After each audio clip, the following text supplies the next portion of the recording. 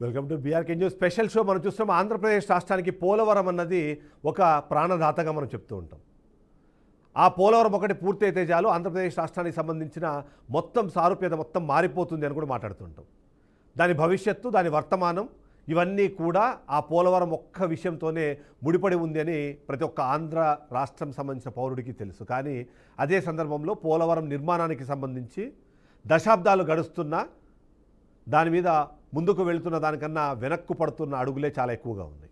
ఓవైపు పోలవరం ఎత్తు తగ్గుతోంది, 41 అడుగులకి దాన్ని పరిమితం చేసే ప్రయత్నం చేస్తున్నారంటే ఇప్పటికే వైసీపీ ఆరోపణలు చేస్తుంటే, అంతకన్నా ముందు 2019 ఎన్నికల సమయంలోనే ఏకంగా ప్రధాని మోడీనే ఒక స్టేట్మెంట్ ఇచ్చారు. పోలవరాన్ని ఏటీఎం లాగా వాడుకుంటున్నారు, ఏటీఎం లాగా మార్చుకున్నారు, ఎప్పుడు కావాలంటే అప్పుడు దాని నుంచి కొద్దిగా డబ్బులు డ్రా చేస్తున్నారు అని. అది ప్రతి ఒక్కరు నమ్మారు. కానీ ఆ తర్వాత 2024లో పరిస్థితుల కారణంగా మరొకసారి ఎన్డీఏతో జట్టు కట్టిన తర్వాత పోలవరం గురించి డిస్కషన్ జరగట్లేదు. కానీ ఇప్పుడు ఒక కొత్త వివాదం అన్నది తెరపైకి వచ్చింది. ప్రదాతగా భావించిన పోలవరాన్ని మాత్రం ఇప్పటికీ కూడా ఏటీఎంగా మార్చుకొని ఏటీఎంగా వాడుకునే ప్రయత్నమే కూటమి ప్రభుత్వం చేస్తోందన్న అనుమానాలకి ఇంకాస్త బలాన్ని చేకూర్చేలాగా ఒక కొత్త అంశం తెరపైకి వచ్చింది. ప్రతి ఒక్కరికి తెలుసు, పోలవరం నిర్మాణానికి సంబంధించి వైఎస్ రాజశేఖర రెడ్డి హయాంలోనే దానికి సంబంధించిన శంకుస్థాపన పడి దానికి ముందు వెళ్తున్న నేపథ్యంలో రాజశేఖర రెడ్డి బతుకున్నంత కాలము చాలా స్పీడ్గా నడిచింది. ఆ తర్వాత దాని మీద వచ్చిన ఆరోపణలు కానివ్వండి, విమర్శలు కానివ్వండి, దాని కారణంగా నత్తనడకన పనులు సాగుతున్నాయన్న విషయానికి సంబంధించి. కానీ ఎప్పుడైతే వైఎస్ రాజశేఖర రెడ్డి చనిపోయిన తర్వాత 4 ఏళ్ల పాటు దాని గురించి పట్టించుకున్న వాళ్ళు లేరు. కానీ అదే సందర్భంలో 2014లో రాష్ట్ర విభజన నేపథ్యంలో పోలవరానికి జాతీయ హోదా ఇవ్వడము, ఆ తర్వాత పోలవరం ఈజీగా పూర్తి అవుతుంది అనుకున్న నేపథ్యంలో కాదు, దాని నిర్మాణ బాధ్యతలు రాష్ట్ర ప్రభుత్వమే చూసుకుంటుందంటూ ఏదైతే చంద్రబాబు నాయుడు తీసుకున్న నిర్ణయం కారణంగా అది పనులు జరుగుతూ వచ్చాయి. కానీ 2019 ఎన్నికల సమయానికి పోలవరం అన్నది ఓట్లను కురిపించే ఒక మెషిన్లా భావించారు. ఏటీఎంగా డబ్బులు మాత్రమే కాదు, ఓటర్లను విధిల్చే ఒక మెషిన్గా కూడా భావించి అప్పుడు రాష్ట్ర వ్యాప్తంగా అన్ని జిల్లాల నుంచి పోలవరం సందర్శనకి ప్రజలను, రైతులను, విద్యార్థులను తీసుకొచ్చిన ఇష్యూ ప్రతి ఒక్కరికి గుర్తుంటుంది. ఇప్పుడు దాని నుంచి మరొక ట్రాన్సాక్షన్ చేసుకోవాలని రాష్ట్ర ప్రభుత్వం భావించింది అన్న ఆరోపణలు అయితే మనకు వినిపిస్తున్నాయి. దానికి సంబంధించిన కొన్ని అంశాలని మనం చూడాలి. మీ అందరికీ గుర్తుంటే పోలవరం ఇంకా పూర్తి కాకముందే పోలవరానికి సంబంధించి పూర్తి అయింది అని అర్థం వచ్చేలాగా 2018 కాలంలోనే టీడీపీ ప్రభుత్వం రాష్ట్ర వ్యాప్తంగా ఉన్న అన్ని జిల్లాల నుంచి రైతులను, విద్యార్థులను తీసుకొచ్చి అక్కడికి ఆ పోలవరం ఎలా ఉందో చూపించే ప్రయత్నం చేశారు. ఎవరికైనా గుర్తు రాలేదంటే గుర్తొచ్చే ఈజియెస్ట్ వే ఒకటి ఉంది. దాని టైటిలే జయము జయము చంద్రన్న. ఒకసారి ఆ పాట మీరు చూడండి, మేబీ మీకు గుర్తొస్తుందని అనుకుంటున్నాను. ఎస్, ఆ పాట ఒకసారి ప్లే చేయండి.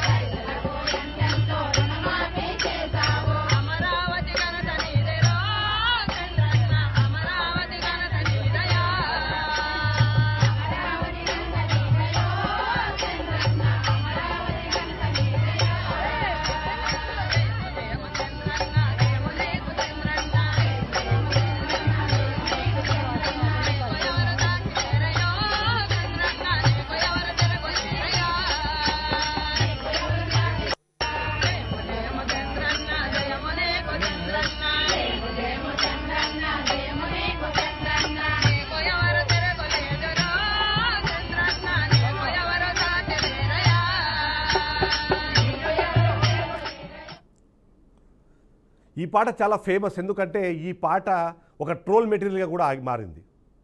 పూర్తి అవ్వని డ్యాము, మొండి గోడలు, వీటిని చూపించి పోలవరం పూర్తి అయిపోయింది, ఆ పోలవరం పూర్తి అవ్వడానికి ఆ జేము జేము చంద్రన్న అంటూ ఆ పాట పాడి మరి ప్రజలను ఉత్తేజపరిచారు, తద్వారా ఓట్లు సాధించే ప్రయత్నం చేశారు. కానీ ప్రజలు పిచ్చోళ్ళు కాదు, ప్రజల కళ్ళు కనిపిస్తున్నాయి.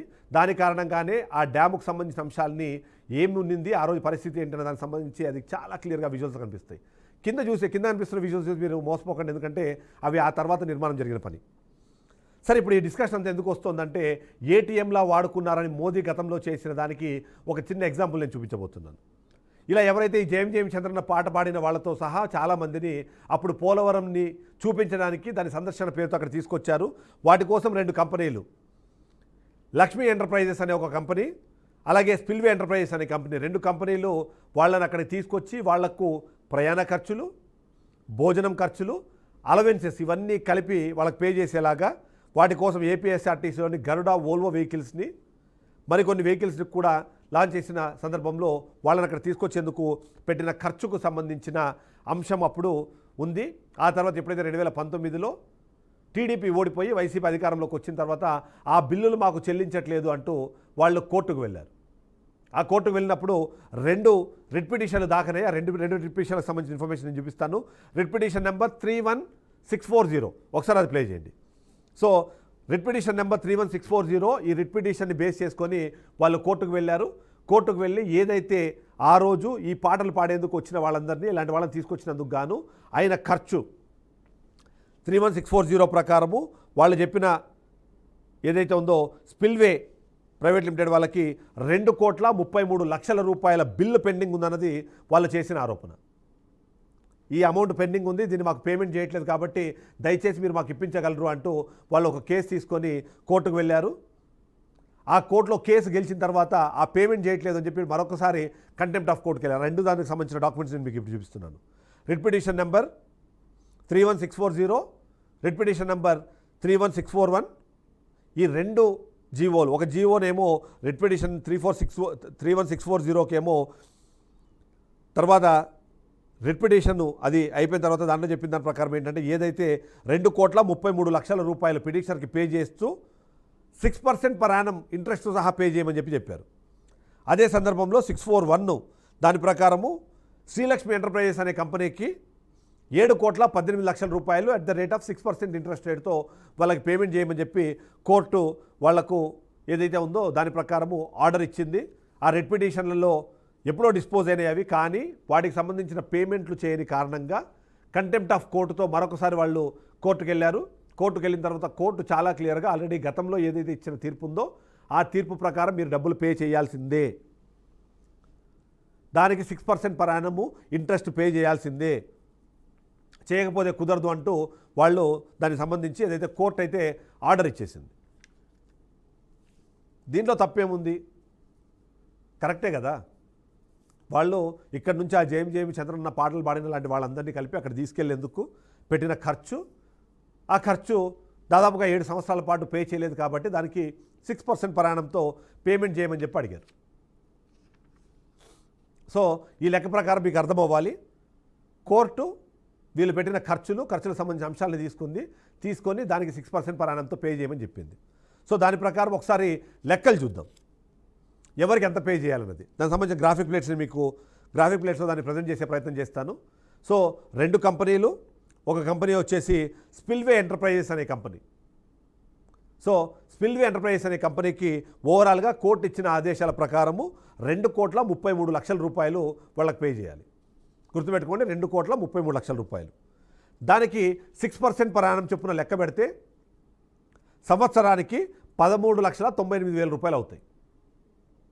సో 2,33,00,000కి ప్రతి సంవత్సరానికి 13,98,000 రూపాయలు ఖర్చు అయితే, అంటే ఇంట్రెస్ట్ వస్తే 7 సంవత్సరాలకు గాను 97,86,000 రూపాయలు ఇంట్రెస్ట్ కింద పే చేయాలి. 2,33,00,000 ఏమో అసలు కింద పే చేయాలి, అంటే బిల్ అమౌంట్ అవుతుందో అది పే చేయాలి. ఆ రెండింటిని కలిపితే 3,30,86,000 రూపాయలు వస్తుంది. ఏది? స్పిల్వేకి సంబంధించింది. స్పిల్వే ఎంటర్ప్రైజెస్కి వీళ్ళు పే చేయాల్సింది. ఇక శ్రీలక్ష్మి ఎంటర్ప్రైజెస్ లెక్క కూడా మనం ఒకసారి చూద్దాం. శ్రీలక్ష్మి ఎంటర్ప్రైజెస్కి ఓవరాల్గా వాళ్ళు పెట్టిన బిల్లు 7,18,00,000 రూపాయలు, దానికి 6% పర్ యానం ఇంట్రెస్ట్తో కలిపితే 43,08,000 రూపాయలు సంవత్సరానికి వాళ్ళు ఇంట్రెస్ట్ కింద పే చేయాలి. అంటే 7,18,00,000కి ప్రతి సంవత్సరము 43,08,000 రూపాయలు పే చేయాలి. అలా 7 సంవత్సరాలు కలిపి చూస్తే 3,01,56,000 రూపాయలు. 7,18,00,000 ప్లస్ 3,01,05,60 రూపాయలు. అంటే అది మొత్తం కలిపితే 10,19,56,000 రూపాయలు పే చేయాలి. స్పిల్వే ఎంటర్ప్రైజెస్కి 3,30,86,000, అలాగే శ్రీలక్ష్మి ఎంటర్ప్రైజెస్కి 10,19,56,000 రూపాయలు పే చేయాలి. ఈ రెండు. సో ఈ రెండు కలిపితే 10,19,56,000, 3,30,86,000 మొత్తం కలిపితే 13,50,42,000 రూపాయలు పే చేయాలి. అగైన్ గుర్తుపెట్టుకోండి, 13,50,42,000 రూపాయలు ఈ రెండు కంపెనీలకు కలిపి పే చేయాలి. సో కోర్టు ఆర్డర్ ఇచ్చింది, కంటెంప్ట్ ఆఫ్ కోర్టుకి వెళ్ళినప్పుడు ఖచ్చితంగా వెంటనే పే చేయమని చెప్పింది. సో దీన్ని బట్టి వెంటనే రాష్ట్ర ప్రభుత్వము రంగంలోకి దిగింది. రంగంలోకి దిగి వాళ్ళు ఏం చేశారంటే ఇవాళ ఒక జీవోని రిలీజ్ చేశారు. ఆ జీవో కాపీ ఒకసారి ప్లే చేయండి. ఆ జీవో కాపీ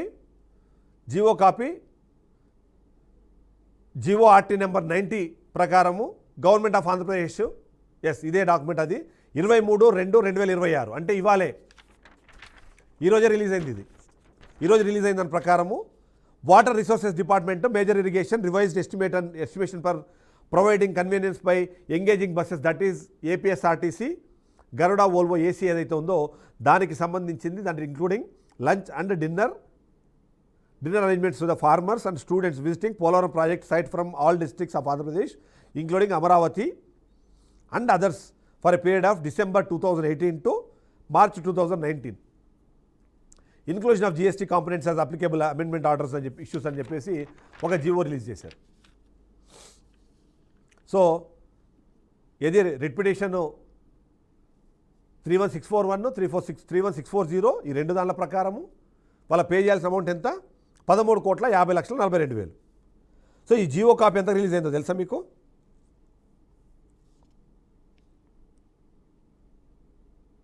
29,15,00,000. ఎస్, మీరు విన్నది కరెక్టే. 29,15,00,000కి జీవో కాపీ రిలీజ్ అయింది. అంటే పే చేయాల్సిందేమో 13,50,46,42,000 పే చేస్తుంది మాత్రం 29,15,00,000. అది విషయం. సో ఈ లెక్క ప్రకారం చూస్తే ఈ ఇమ్మీడియట్లీ దాన్ని పే చేయాలని చెప్పేసి దీనికి సంబంధించి జీవో దాని ప్రకారము సీరియల్ నెంబర్ 1, 2, 3, 4 ఇచ్చారు. దాని ప్రకారం ఒకసారి జీవో కాపీ చదివే ప్రయత్నం చేస్తాను నేను. CC number 2010/2024, writ petition number 316040 of 2020/23 filed by MS spillway enterprises Hyderabad and CC number 2002/2024 in writ petition number 31641 of 2023 filed by MS Lakshmi enterprises. దీని ప్రకారము జీఓఆర్టీ నెంబర్ 358 ఎప్పుడైతే 2024 డిపార్ట్మెంట్ 7/10/2024లో రిలీజ్ అయిందో దానికి అమెండ్మెంట్గా పెట్టుకొని ఇప్పుడు ఏపీఎస్ఆర్టీసీ 25/2/2025కి ఇచ్చిన దాని ప్రకారము ఈ లెక్క ప్రకారం ఈ మొత్తం అంతా క్యాల్కులేషన్ చేసి ఈ క్యాల్కులేషన్ గాను వాళ్ళు ఇచ్చింది మొత్తం అమౌంట్ 29,15,00,000. అంటే దాదాపుగా 16 కోట్ల రూపాయలు, 15,85,00,000 రూపాయలు ఇక్కడ ఎవరి జేబులో పోతున్నాయి? అదే క్వశ్చన్. ఏదైతే వాళ్ళు చెప్పినట్టుగా 13,50,00,000కి చేయాల్సిన పిల్లలకు వీళ్ళు పే చేస్తుంది 29,15,00,000 రూపాయలు. ఇంత అమౌంట్, ఇంత డిఫరెన్స్ ఎందుకు వచ్చింది? సార్ ఈ డిఫరెన్స్ వచ్చింది అంటే సరే ఇంకేమైనా అన్నోన్ కాంపోనెంట్స్, మనకు అర్థం కాని కాంపోనెంట్స్, జిఎస్టీ ఏమైనా ఉన్నట్టు జిఎస్టీ కూడా లేదు, ఎందుకంటే including GST, inclusion of GST component as applicable అని చెప్పి అన్నారు. ఒకవేళ లేదు 13,50,00,000 ఒకవేళ జిఎస్టీ ఒక 18% అని వేసుకున్నా ఇంకొక 26 లక్షలు పే చేయాలి ఎక్స్ట్రా 13 కోట్లకి. కానీ 29,15,00,000 ఎందుకు పే చేస్తున్నారు? In the circuit he's reported by the chief engineer Polavaram irrigation project the Dowleswaram in the reference third cited above, government are careful examination of the matter hereby issue the following GO number second cited in the GO para number 5 serial number 4 is the following shall be applicable GST applicable as applicable. The chief engineer Polavaram irrigation project Dhavaleshwaram shall take necessary actions.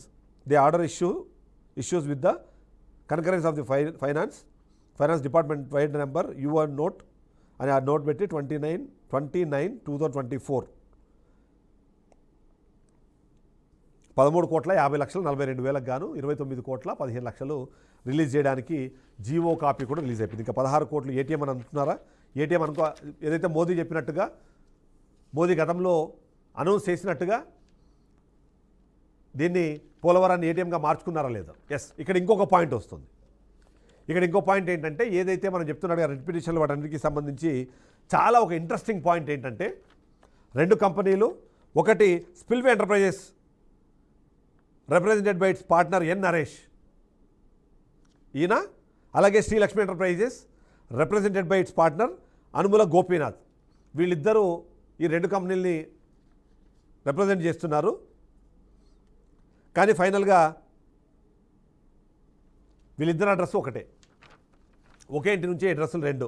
ఏదంటే plot number 462, flat number 101, Shri Balaji residency, Ravindra society, Madhapur, Hyderabad.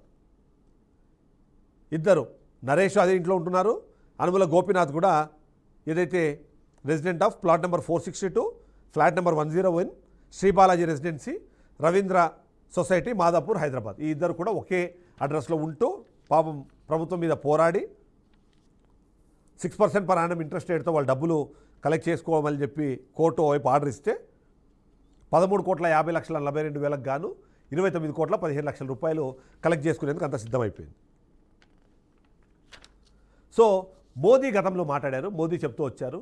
Modi ఇదే విషయాన్ని గతంలో కూడా చెప్పారు.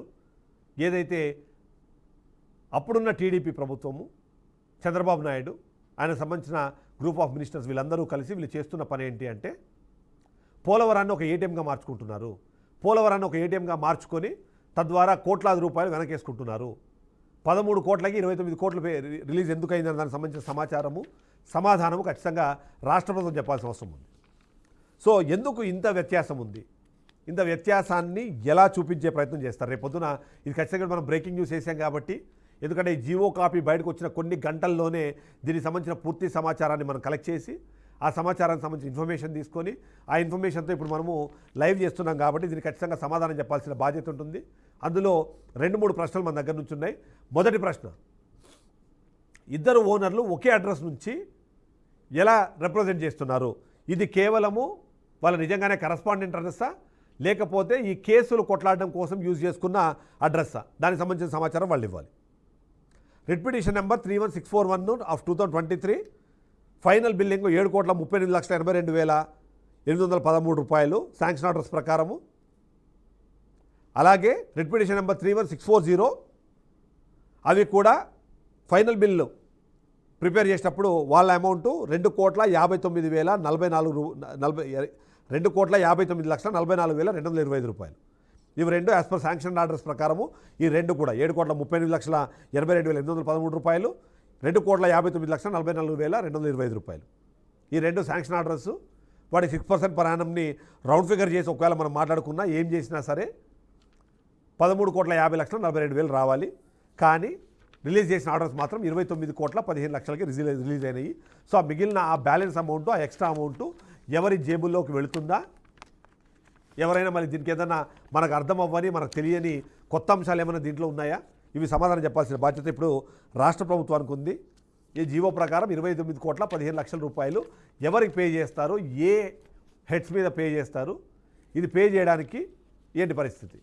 ఓవైపు central water commission చాలా క్లియర్గా చెప్తుంది, పోలవరం అన్నది అనుకున్నంత స్థాయిలో, అనుకున్నంత క్వాలిటీగా కట్టట్లేదు. రీసెంట్లీ మొన్నొచ్చిన రిపోర్ట్ ప్రకారం కూడా పోలవరము నాణ్యత ఏదైతుందో దాని మీద అనుమానాలు, అభిప్రాయాలు కూడా వ్యక్తం చేసిన నేపథ్యంలో దానివైపు సరిగా దృష్టి పెట్టకపోగా ఇలా జస్ట్ పోలవరం అన్న దాన్ని చూపించడానికి, పోలవరం ఇలా కడుతున్నామని చెప్పడానికి కోట్లాది రూపాయలు ఖర్చు పెట్టారన్న ఆరోపణలు గతంలో వినిపించిన నేపథ్యంలో వాటిని ఇప్పుడు మరింత పెట్టరేగి, మరింత చెలరేగి, ఇంకా వాడాలంటే మరింత బరితెగించి 13,50,42,000 గాను 29,15,00,000 రూపాయలు రిలీజ్ ఆర్డర్స్ పెట్టుకున్నారు. వీటిని ఎలా రిలీజ్ చేస్తారు, రిలీజ్ చేసిన తర్వాత దీనికి ఏం సమాధానం చెప్తారు? ఇక్కడ ఉన్న సమస్య ఏంటంటే, ఇది మళ్ళీ కాగ్ రిపోర్ట్లో ఇలా ఎక్స్ట్రా పే చేశారని చెప్పేంత వరకు దీని గురించి ఎవరు డిస్కస్ చేయరు. ఎవరైనా డిస్కస్ చేస్తే వాళ్ళని వెంటనే నీలి మీడియా అని చెప్పేసి ఒక స్టాంప్ వేసే ప్రయత్నం చేస్తారు. తప్పు జరిగితే తప్పుందని చెప్పకూడదు, తప్పుందని చెప్తే అక్కడ సమస్యలు వస్తాయి. సరే ఏం జరుగుతుందో చూద్దాం. బట్ ఓవరాల్గా చూస్తే మాత్రం జీఓఎంఎస్ నెంబర్ 90 ఆఫ్ 2026, 23/2/2026 అంటే ఈరోజు రిలీజ్ అయిన ఆర్డర్ ఇది. దీనికి సంబంధించి ఈ ఆర్డర్స్ ఇప్పటికే రెడీ అయిపోయినాయి. మేబీ నాకు తెలియదు దీన్ని సైన్ చేశారా లేదా ఇంకా అనేది. సాయిప్రసాద్ గారి special chief secretary to government Saiprasad గారి పేరు మీద రెడీ అయిపోయింది. జీవో కాపీ రిలీజ్ అవుతుందా, ఆగుతుందా, రిలీజ్ అయితే ఈ పేమెంట్ ఏ హెడ్స్ మీద వాడికి పేమెంట్ చేస్తారు, ఆ ఎక్స్ట్రా పేమెంట్ మళ్ళీ తిరిగి ఏ రూపంలో ఎవరికి రిటర్న్ వెళ్తుంది, ఇవన్నీ క్వశ్చన్స్ ఉన్నాయి. ఆ క్వశ్చన్స్ అన్నిటికీ ఆన్సర్స్ చెప్పాల్సిన బాధ్యత 3-4 వ్యక్తులకు ఉంది. అందులో ముఖ్యమైన వ్యక్తి నారా చంద్రబాబు నాయుడు, రాష్ట్ర ముఖ్యమంత్రి, deputy CM power star Pawan Kalyan, Lokesh, because ఎందుకంటే మొత్తం అంతా చూస్తున్న ఆయనే కాబట్టి ఆయన, 4th ఇరిగేషన్ శాఖ మంత్రి నిమ్మల రామానాయుడు. వీళ్ళందరూ కూడా దీనికి సమాధానం చెప్పాల్సింది. ఎందుకంటే 13,50,42,000 ఎక్కడ, 29,15,00,000 ఎక్కడ, ఈ రెండింటిని ఖచ్చితంగా చెప్పాల్సిందే, దాని సమాధానము ఇవ్వాల్సిందే. సో ఓవరాల్గా చూస్తే మాత్రం పోలవరాన్ని ఏటీఎంగా వాడుకుంటున్నారన్న మోదీకి సంబంధించి ఇప్పుడు మరొకసారి అదే అంశం బయటపడిన నేపథ్యంలో ఏం సమాధానం చెప్తారు, ఏం మాట్లాడతారు, వాటి గురించి తెలుసుకునేందుకు మనం ఖచ్చితంగా ప్రయత్నం చేయాల్సిందే.